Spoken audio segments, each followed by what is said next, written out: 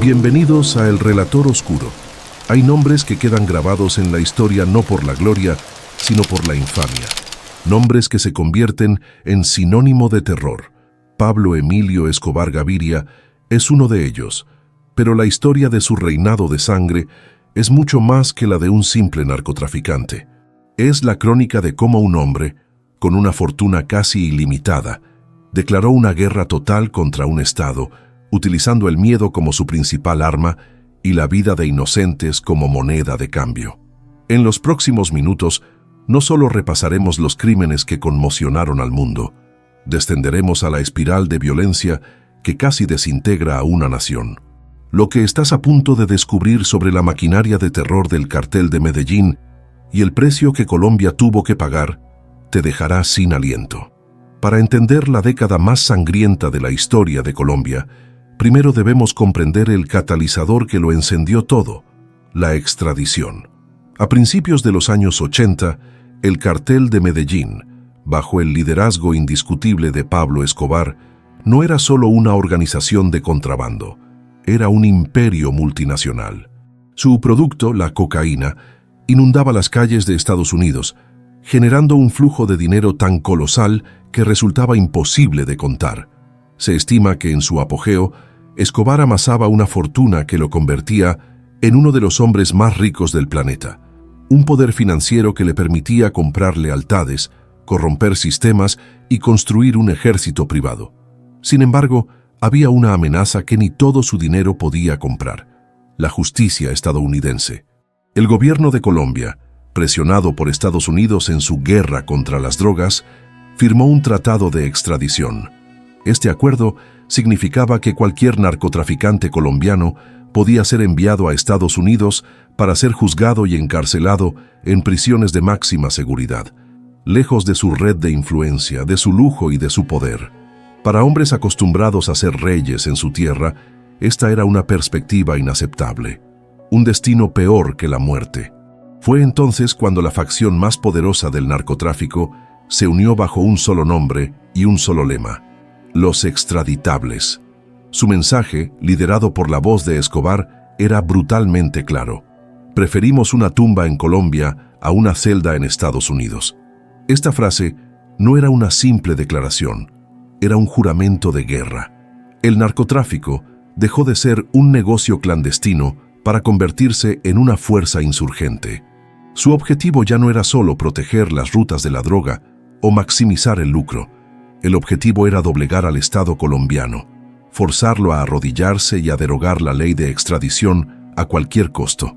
El método para lograrlo sería el terrorismo. La violencia ya no sería un mero instrumento para eliminar rivales, se convertiría en un lenguaje político, una estrategia de coacción indiscriminada que transformaría las ciudades colombianas en campos de batalla y a sus ciudadanos en rehenes. La transición del narcotráfico al narcoterrorismo no fue una evolución, fue una declaración de guerra total contra la sociedad misma.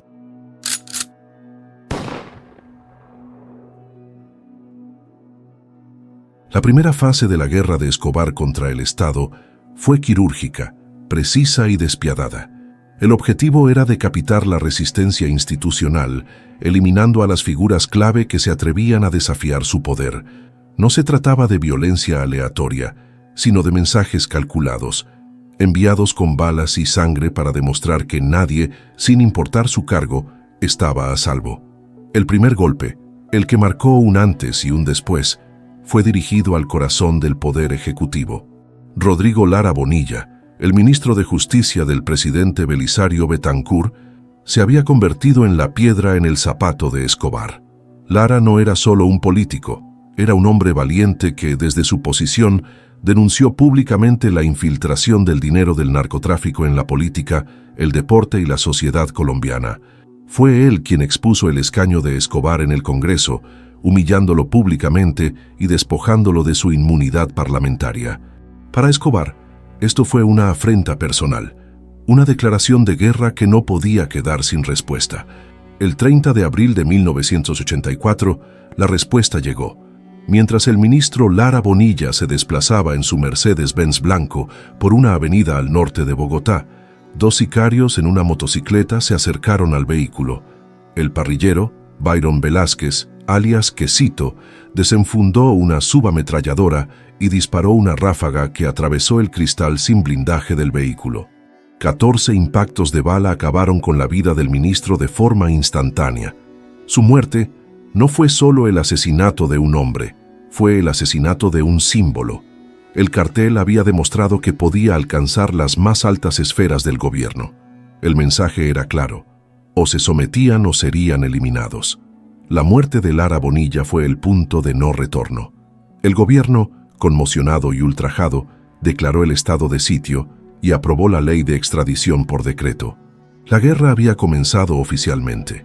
El costo de desafiar al cartel se había medido en la vida de un ministro, y el valor de la justicia parecía disminuir con cada bala. Pero el poder del Estado no reside solo en sus políticos, reside también en la libertad de su prensa. Y la voz más crítica, la pluma más incisiva contra el imperio de Escobar, pertenecía a Guillermo Cano Izaza, el director del legendario diario El Espectador. Cano, un periodista de la vieja escuela, íntegro y valiente, utilizó las páginas de su periódico para librar su propia guerra. Publicó editoriales contundentes, investigó los orígenes de la fortuna de Escobar y recordó a Colombia que, años atrás, el Capo había sido un delincuente común, arrestado por tráfico de drogas.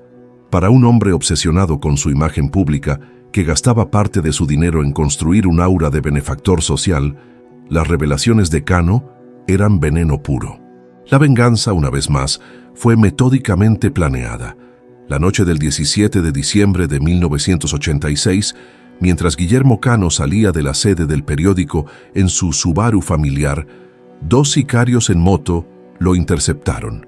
Le dispararon a quemarropa 4 veces. Murió al volante, con las luces de la ciudad reflejándose en el parabrisas roto. El asesinato de Cano no fue solo un crimen contra un hombre, fue un atentado contra la libertad de expresión de todo un país. El objetivo era imponer una ley del silencio, establecer lo que se conoció como el costo de la palabra. El mensaje a todos los periodistas de Colombia era aterrador: investiguen, escriban, denuncien, y este será su destino. El caso, durante décadas, se convirtió en un monumento a la impunidad. A pesar de las pruebas, los responsables intelectuales, con Escobar a la cabeza, evadieron la justicia.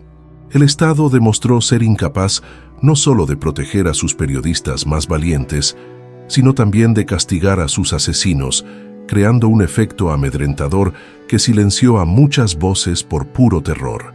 La investigación solo se reactivaría seriamente muchos años después, pero para entonces el daño ya estaba hecho.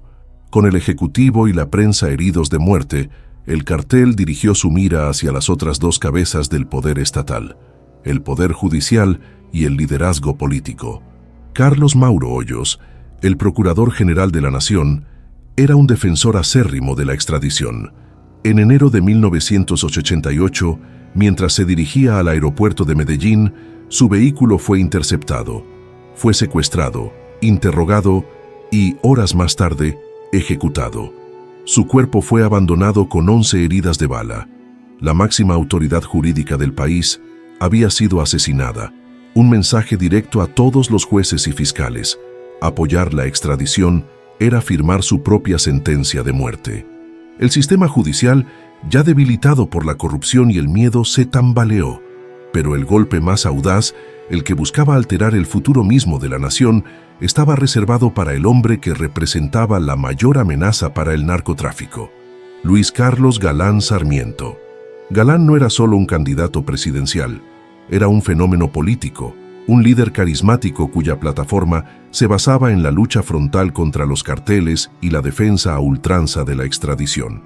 Lideraba todas las encuestas y su elección como presidente se daba por sentada. Para Escobar, la presidencia de Galán significaba el fin de su imperio, su extradición segura. Era una amenaza existencial que debía ser neutralizada a cualquier precio. El 18 de agosto de 1989, durante un mitin de campaña en la plaza principal de Soacha, un municipio a las afueras de Bogotá, El plan se puso en marcha. Mientras Galán subía a la tarima y levantaba los brazos para saludar a la multitud enfervorizada, sicarios infiltrados entre el público abrieron fuego con ametralladoras. Galán cayó, mortalmente herido, ante los ojos de miles de sus seguidores y de las cámaras de televisión que transmitían en vivo. El país entero observó, en directo y con horror, cómo su mayor esperanza era asesinada. La muerte de Galán fue un magnicidio que sumió a Colombia en el duelo y la desesperación. El cartel había logrado su objetivo táctico: eliminar a su enemigo más formidable.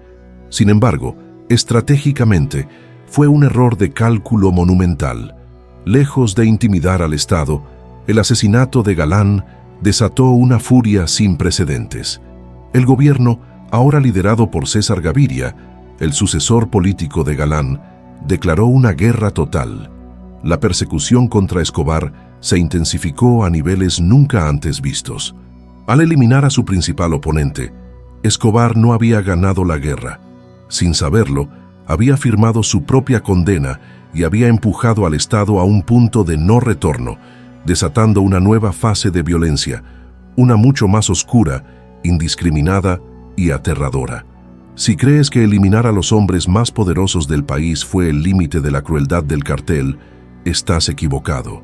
Lo que vino después fue el descenso al infierno del terrorismo de masas, donde las víctimas ya no tenían nombre ni cargo, solo eran números en una guerra demencial. Quédate con nosotros en El Relator Oscuro para presenciar el verdadero clímax de esta historia.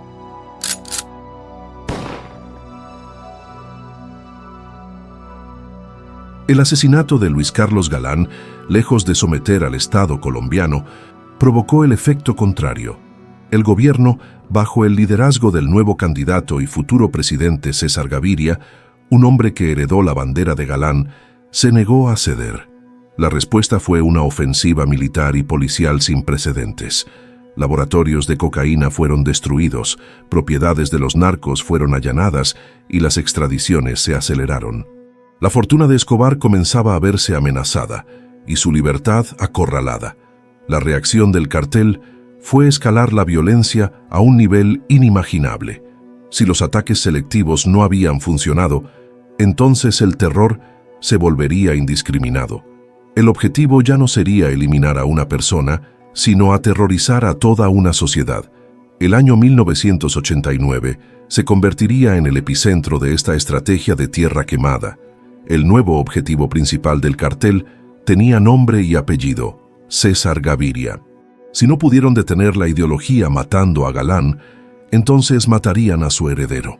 La inteligencia del cartel descubrió que Gaviria tenía planeado tomar el vuelo 203 de Avianca el 27 de noviembre de 1989, que cubría la ruta de Bogotá a Cali. La orden de Escobar fue tajante: derribar ese avión. No importaba el costo en vidas inocentes. El único objetivo era eliminar al candidato presidencial. La operación fue de una crueldad y una sofisticación diabólicas. El cartel reclutó a un joven, Alberto Prieto, a quien engañaron.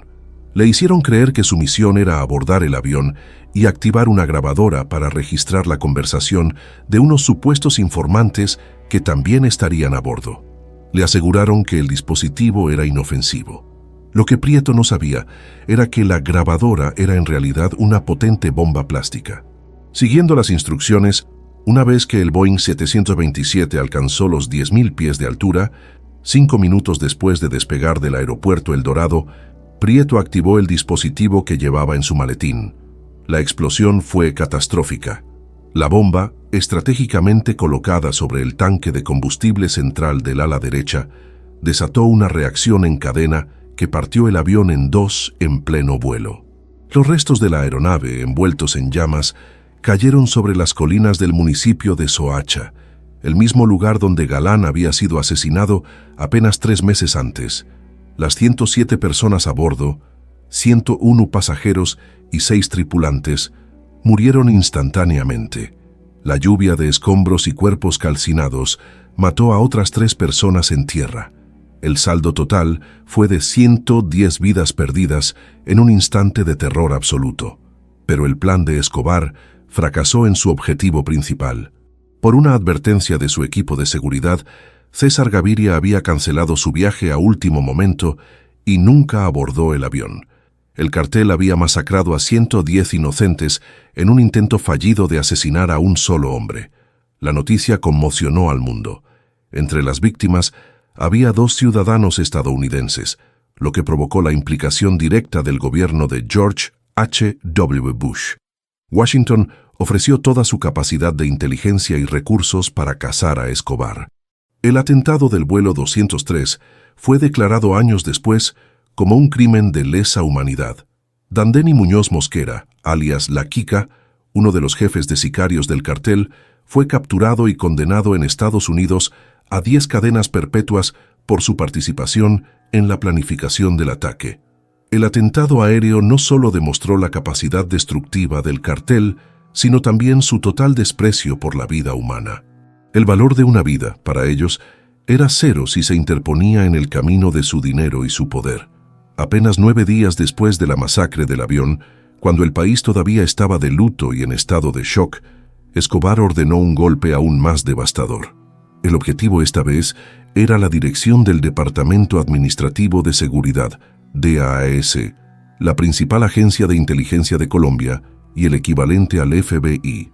Su director, el general Miguel Maza Márquez, era otro de los enemigos jurados de Escobar, el hombre que lideraba la cacería en su contra. El plan era volarlo en pedazos a él y a la institución que representaba.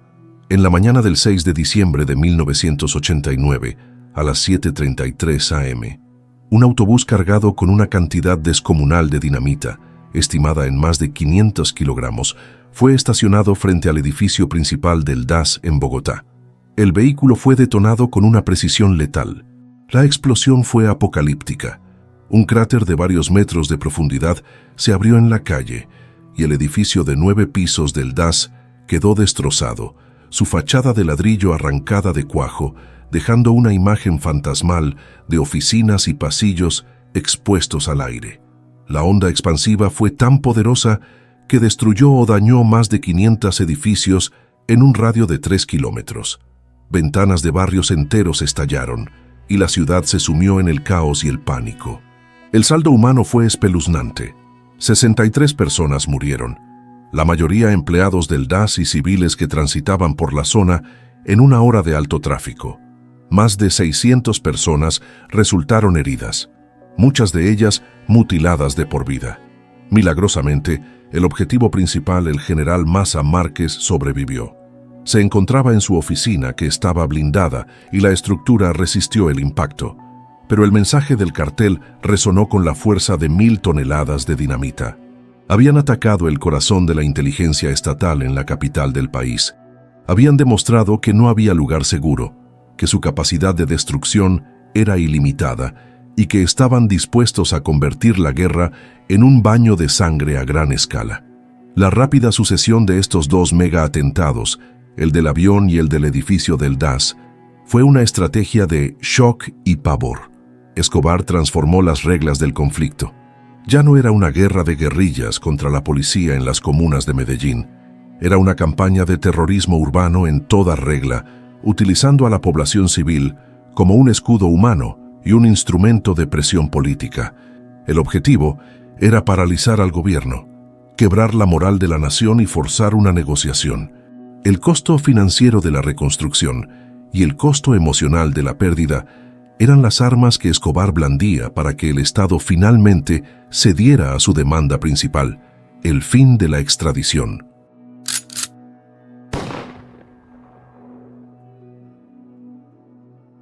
La estrategia de terror del cartel de Medellín no se limitó a atentados espectaculares y asesinatos de alto perfil. Escobar y su organización tejieron una red de violencia estructural diseñada para desestabilizar el tejido social desde sus cimientos y erosionar la capacidad de respuesta del Estado.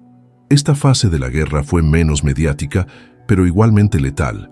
Una guerra librada en las calles, en las familias y en la psique de la nación.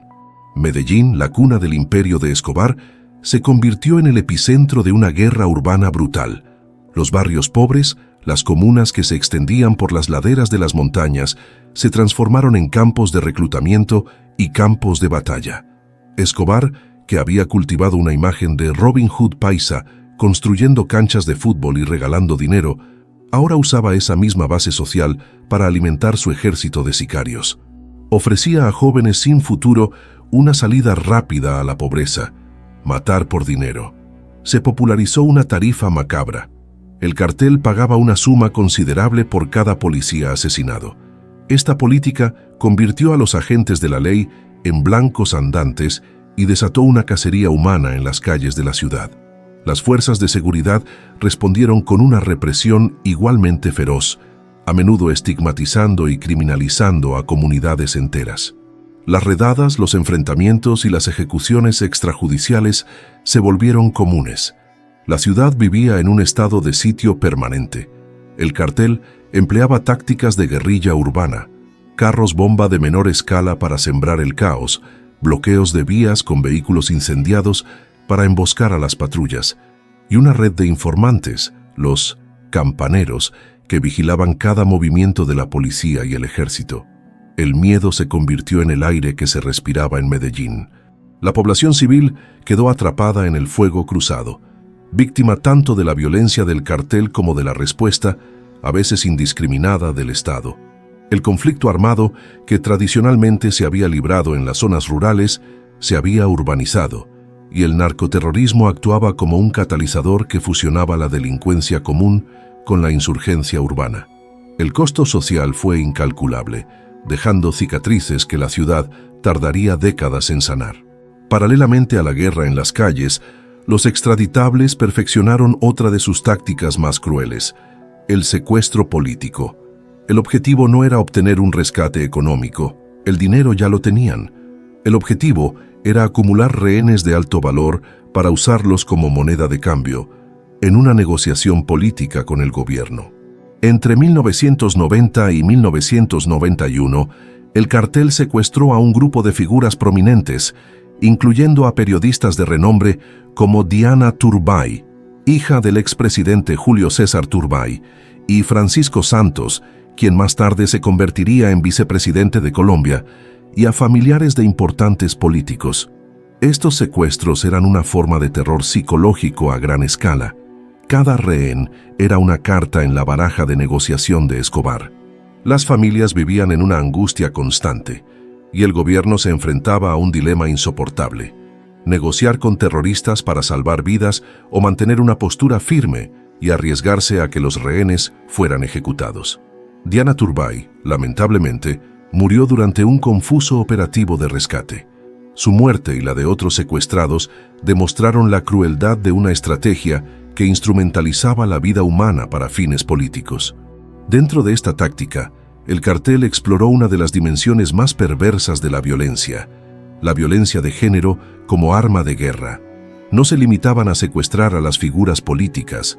A menudo, el objetivo eran sus esposas, hijas o hermanas. El propósito era desmoralizar al enemigo atacando lo que consideraban su honor. El cuerpo de la mujer se convertía en un territorio de batalla, un objeto para demostrar poder y humillar al adversario masculino. Esta táctica deshumanizante revelaba una depravación moral profunda, mostrando que el terror de Escobar no conocía límites, explotando las vulnerabilidades familiares y los códigos culturales más arraigados para quebrar psicológicamente a sus enemigos.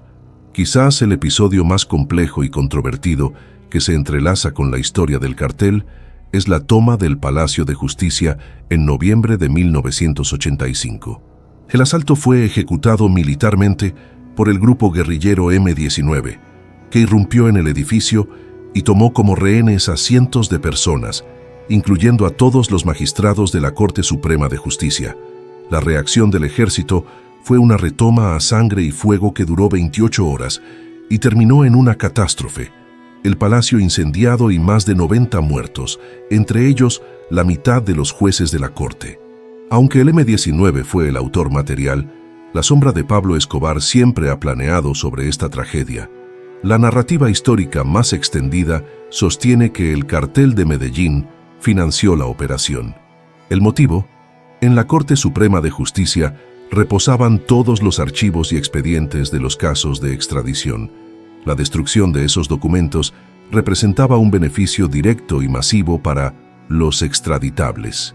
La quema del palacio no solo borraría las pruebas en su contra, sino que también eliminaría físicamente a los magistrados que estudiaban la constitucionalidad del tratado de extradición. Aunque fuentes más recientes y algunos protagonistas de la época han cuestionado el nivel de implicación directa de Escobar en la planificación de la masacre, el evento ilustra a la perfección el ecosistema criminal de la época. El narcotráfico, con sus recursos financieros ilimitados, actuaba como un gran catalizador de la violencia, capaz de instrumentalizar a otros actores armados, ya fueran guerrillas o grupos paramilitares, para que lucharan sus guerras. La responsabilidad se volvía difusa, pero el origen del dinero y el beneficiario final del caos eran evidentes. El incendio del Palacio de Justicia, independientemente del grado de participación de Escobar, fue el símbolo de un país donde la justicia misma podía ser reducida a cenizas.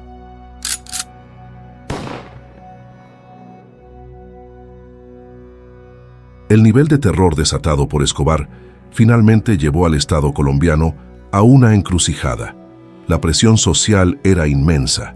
En 1991, en un intento por frenar el derramamiento de sangre, el gobierno de César Gaviria promovió una Asamblea Nacional Constituyente que, entre otras cosas, prohibió la extradición de nacionales por vía constitucional. Era la victoria que Escobar había buscado durante años, una victoria comprada con la sangre de miles de inocentes. A cambio, Escobar aceptó entregarse a la justicia, pero su rendición fue una farsa. No fue a una prisión convencional, sino a una cárcel de lujo que él mismo mandó a construir, con la anuencia del gobierno. Se la conoció como La Catedral. Desde allí, rodeado de sus hombres de confianza, con jacuzzis, canchas de fútbol y vistas panorámicas de Medellín, Escobar continuó delinquiendo, controlando sus rutas de narcotráfico y ordenando ejecuciones. El escándalo estalló cuando se supo que había torturado y asesinado a dos de sus propios socios dentro de la prisión.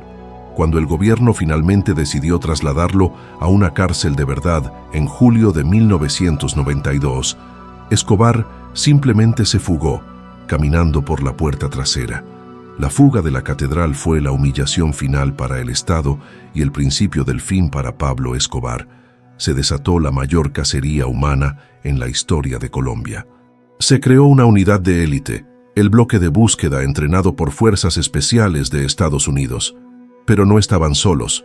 Un nuevo y siniestro actor entró en escena: los Pepes, perseguidos por Pablo Escobar, un grupo paramilitar financiado por carteles rivales como el de Cali y antiguos socios de Escobar traicionados por él.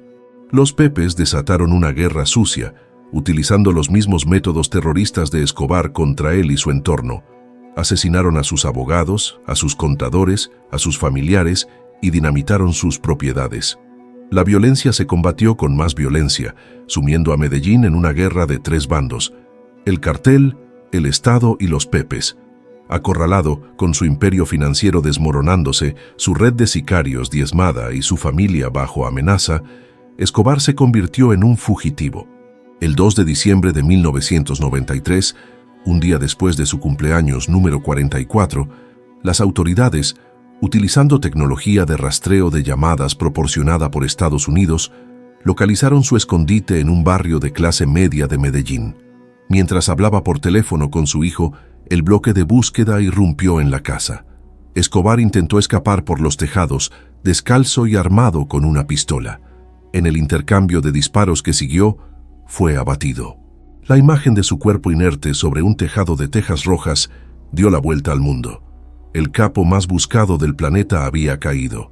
La muerte de Escobar marcó el colapso definitivo del cartel de Medellín. Su estructura jerárquica y personalista no pudo sobrevivir a la desaparición de su líder. Sin embargo, el fin de Escobar no significó el fin del narcotráfico. El vacío de poder fue inmediatamente ocupado por sus rivales, el mucho más discreto y empresarial Cartel de Cali, que heredó el control del mercado mundial de la cocaína. La violencia espectacular del narcoterrorismo disminuyó, pero el negocio, La corrupción y la violencia asociada persistieron, transformándose en nuevas formas. El legado de la era de Pablo Escobar es profundo y doloroso. La ciudad de Medellín, en particular, quedó marcada por una guerra urbana que dejó miles de víctimas y una generación de jóvenes perdida en la violencia. La lucha por la memoria histórica y la justicia para las víctimas de crímenes como el del vuelo 203 o el asesinato de Guillermo Cano ha sido una batalla larga y difícil. El reconocimiento de estos actos como crímenes de lesa humanidad fue un paso crucial para asegurar que no fueran olvidados ni reducidos a simples estadísticas criminales. Legal y moralmente, la figura de Escobar, a menudo romantizada por series y películas, ha sido juzgada de forma inequívoca por la historia. El Tribunal General de la Unión Europea, en una sentencia sobre el registro de su nombre como marca comercial, dictaminó que Pablo Escobar está asociado a nivel mundial con el narcotráfico, el narcoterrorismo y el inmenso sufrimiento derivado de sus crímenes.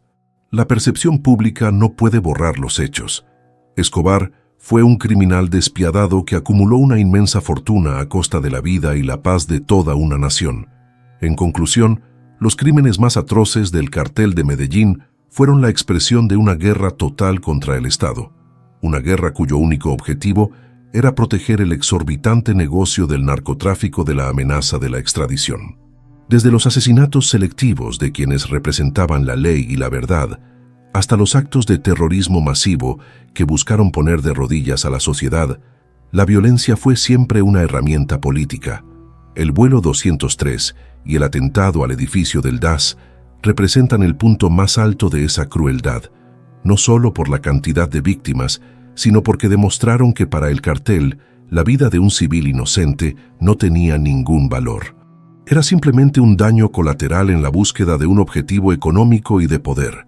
El Estado colombiano finalmente triunfó al desmantelar el cartel y eliminar a su líder, pero el precio pagado fue una herida profunda en el alma de la nación, una cultura de violencia que tardaría décadas en cicatrizar y la memoria imborrable de miles de víctimas que jamás deben ser olvidadas.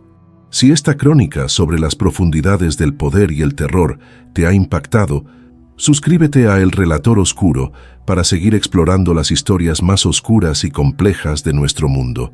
Dale like a este video y déjanos tu opinión en los comentarios. Tu apoyo nos permite seguir creando contenido como este. Gracias por acompañarnos. Hasta la próxima.